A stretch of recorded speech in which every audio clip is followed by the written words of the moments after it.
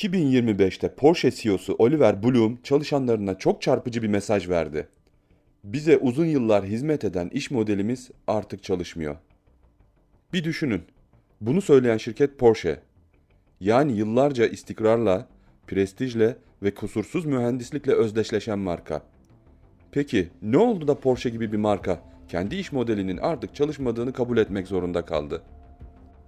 Porsche'nin gücü sadece hızlı otomobiller üretmesi değildi. Asıl gücü çok nadir markaların başarabileceği bir şeyi başarmasıydı. Özel olmak ve aynı anda çok güçlü bir marka sadakati yaratmak. 911 gibi ikonik modeller markaya arzu kattı. Alçak ön kısım, yuvarlak farlar ve arkaya doğru zahmetsizce akan bir eğrilik.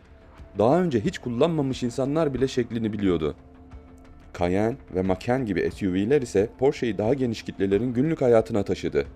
Üstelik bu büyüme markayı ucuzlatmadan yapıldı. Yarış geçmişi, güçlü bayi deneyimi, müşteri sadakati ve yüksek ikinci el değeri Porsche'ye çok sağlam bir zemin verdi. Kısacası Porsche yıllarca sadece araba satmadı.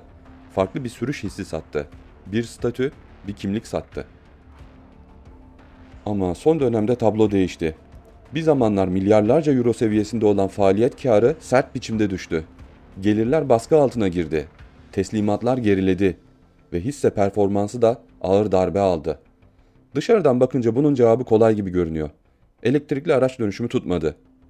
Krizin görünen yüzü buydu. Ama mesele bundan daha derin. Porsche'nin şu an yaşadığı kriz tek bir kötü ürün ya da geçici bir satış düşüşü değil.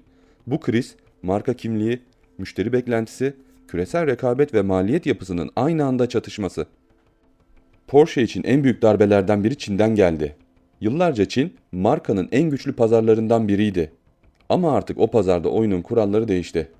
Eskiden Alman premium markaları başlı başına avantajdı. Bugün ise Çinli tüketiciler sadece marka geçmişine bakmıyor. Yazılıma, teknolojiye, kullanıcı deneyimine ve fiyata da bakıyor. Üstelik artık karşılarında zayıf rakipler yok. Neo, Zeekr, Xiaomi gibi Çinli markalar güçlü yazılım, yüksek performans ve daha rekabetçi fiyatlarla sahada. Yani Porsche artık sadece başka lüks markalarla değil, çok hızlı öğrenen ve çok agresif büyüyen yeni nesil oyuncularla yarışıyor. Ve bu da özellikle Çin'de Porsche'nin geleneksel üstünlüğünü zayıflatıyor. Çin artık eski Çin değil. Porsche, Taycan ile elektrikli geleceğe güçlü bir giriş yaptı. İlk başta her şey umut vericiydi. Performans etkileyiciydi. Hızlanma güçlüydü. Şarj teknolojisi dikkat çekiyordu. Ama sonra iki sorun aynı anda ortaya çıktı. Birincisi, elektrikli lüks araç pazarının davranışı beklendiği kadar net olmadı. Talep önce yükseldi, sonra zayıfladı, sonra belirsizleşti. İkincisi ve daha önemlisi, Taycan teknik olarak güçlü olsa da bazı müşteriler için gerçek bir Porsche hissini tam veremedi. Çünkü Porsche sadece teknik bir ürün değildir. Porsche biraz da sestir, karakterdir, sürüş hissidir, direksiyonun arkasında oluşan duygudur. İşte tam bu noktada Porsche çok kritik bir soruyla karşılaştı. Müşteriler gerçekten en gelişmiş elektrikli Porsche'yi mi istiyordu, yoksa Porsche'den bildikleri o hissi mi? İşin daha da zor tarafı mesele sadece duygu değildi. Taycan tarafında çeşitli kullanıcı şikayetleri, servis sorunları, geri çağırmalar ve yüksek onarım maliyetleri algıyı daha da bozdu. Elektrikli bir Porsche zaten markanın geleneksel kitlesi için hassas bir konuyken bir de üzerine güven veren deneyim zedelenince işler daha da zorlaştı. Lüks bir markada insanlar sadece ürün almaz. Aynı zamanda markanın getirdiği güven ve itibarı da satın alır. Eğer kullanıcı sorun çıktığında sürecin yorucu ve belirsiz olduğunu hissetmeye başlarsa, markanın en değerli sermayelerinden biri olan güven de aşınır. Bir başka büyük problem de paranın nereye gittiği. Elektrikli dönüşüm ucuz değil.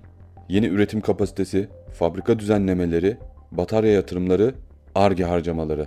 Bunların hepsi çok büyük sermaye gerektiriyor. Ama aynı anda talep istediğin kadar güçlü değilse, fiyatı ne kadar yükselteceğin de sınırlı kalıyor. Fiyatı çok yükseltirsen müşteri kaçar. Fiyatı düşük tutarsan da marj erir. İşte Porsche tam burada sıkışıyor. Bir yandan mühendislik hedeflerini finanse etmek zorunda, öte yandan fazla ölçeklenirse markanın ayrıcalığını kaybetme riski var. Yani mesele sadece daha çok satmak değil. Porsche için mesele satarken özel kalabilmek. Porsche'nin 2025 yıl sonu bilançosuna biraz yakından bakınca çok ilginç bir detay ortaya çıkıyor. Şirketin operasyonel karlılığı ciddi şekilde düşmüş durumda. Net kar 3,6 milyar eurodan sadece 310 milyon euroya gerilemiş. Yani işin çekirdeğinde Porsche artık eskisi kadar para kazanamıyor. Ama hikaye burada bitmiyor. Çünkü bilanço bize başka bir şey daha söylüyor. Porsche aynı dönemde finansal tarafta oldukça güçlü bir performans göstermiş. Özellikle riskten korunma, yani hedge işlemleri sayesinde şirket 1,5 milyar euroya yakın bir pozitif değer yaratmış. Peki bu ne demek oluyor? Porsche, kur, faiz ve emtia risklerini oldukça iyi yönetmiş. Yani iş tarafı zayıflarken finans tarafı şirketi ayakta tutmuş. Hatta hedge rezervi sadece bir yıl içinde 127 milyon eurodan 1,4 milyar euroya yükselmiş. Porsche şu anda sadece otomobil üreterek değil, aynı zamanda finansal risklerini doğru yöneterek ayakta kalıyor. Ama burada kritik soru şu: bir şirket ne kadar süre finansal mühendislikle zayıflayan operasyonel performansını dengeleyebilir? Porsche belki de müşterisinin neyi sevdiğini geç fark etti. Bence hikayedeki en kritik nokta bu. Şirket belki de elektrikli dönüşümün teknik tarafına çok odaklandı. Ama müşterisinin duygusal tarafını yeterince okuyamadı. Çünkü Tesla bambaşka bir hikaye sattı. Sessiz hızlanma, yazılım, yeni nesil deneyim. Porsche ise kendi geçmişinden gelen tutkuyu elektrikli geleceğe birebir taşıyabileceğini varsaymış olabilir. Ama her marka aynı şekilde dönüşemez. Bazı markalar teknolojiyle büyür, bazıları ise kimliğiyle. Porsche'nin en büyük sınavı da burada başlıyor.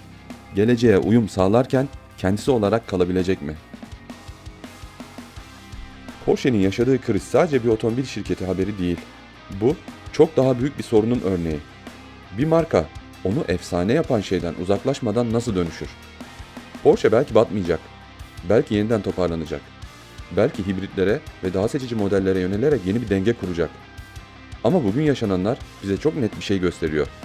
Miras güçlüdür ama tek başına yeterli değildir. Teknoloji önemlidir ama müşterinin kurduğu bağın yerini tutmaz. Bazen en büyük kriz şirketin yanlış ürünü üretmesi değil, müşterisinin neden onu sevdiğini geç fark etmesidir.